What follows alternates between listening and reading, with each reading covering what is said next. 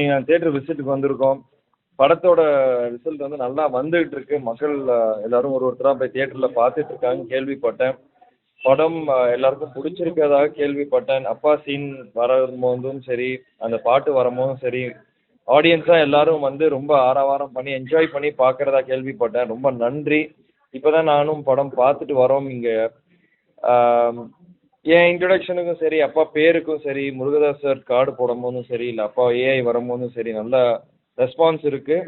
So யாரெல்லாம் இன்னும் போய் தியேட்டரில் பார்க்கலையோ தயவு செஞ்சு போய் பாருங்கள், எங்களுக்கு சப்போர்ட் பண்ணுங்கள்.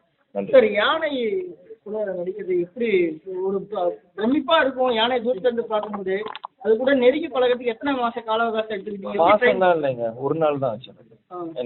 நான் அதான் என் ஆடியோ லான்ச்ல நான் சொல்லியிருந்தேன் இல்லையா, நான் வந்து ரொம்ப நாள் இதுக்காக ட்ரைனிங் அப்படிலாம் எடுத்துக்கல. 2-3 நாள் தான் ஆச்சு.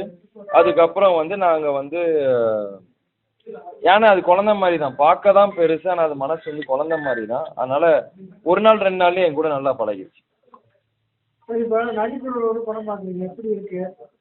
அதுதான் சொல்கிறேன் இல்லையா, நான் இந்த மக்கள் அந்த மக்கள் இல்லை, நான் எல்லாரோடையும் பார்த்துக்கிட்டு இருக்கேன். தமிழ்நாடு ஃபுல்லாக நான் எல்லாரோடையும் படம் பார்த்துக்கிட்டு இருக்கேன். எல்லாரோட படமும் நான் பார்க்கும்போது ஒரு புது எக்ஸ்பீரியன்ஸாக இருக்குது எனக்கு. ஏன்னா இதெல்லாம் நான் அப்பா படத்தில் நான் தியேட்டரில் பார்த்து அப்பாக்காக எல்லாரும் கைத்தட்டி கொண்டாடி நான் பார்த்துருக்கேன். இப்போ எனக்காக பண்ணும்போது எனக்கு ரொம்ப சந்தோஷமாக இருக்குது. ரொம்ப எனக்கு ரொம்ப சந்தோஷமாக இருக்குது இதெல்லாம் பார்க்கும்போது. அடுத்த படங்கள் உங்கள் படங்கள் எப்படியா இருக்கும்? ரொமான்டிக்காக இருக்குமா இல்லை ஸ்டண்ட்டாக இருக்குமா? இப்போ அடுத்தது வந்து பொன்ராம் சாரோட படம் பண்ணுறேன். உங்களுக்கே தெரியும், கொம்பு செய்வி. அது வந்து பொன்ராம் சார் எப்படி பண்ணுவாருன்னு உங்களுக்கு தெரியும். அவருக்குன்னு ஒரு ஸ்டைல் இருக்குது, அந்த ஸ்டைலில் தான் படம் வரும். அடுத்து நான் என்ன மாதிரி படம் பண்ணுறேன்ட்டு நான் கூடிய சீக்கிரம் அறிவிப்பேன்.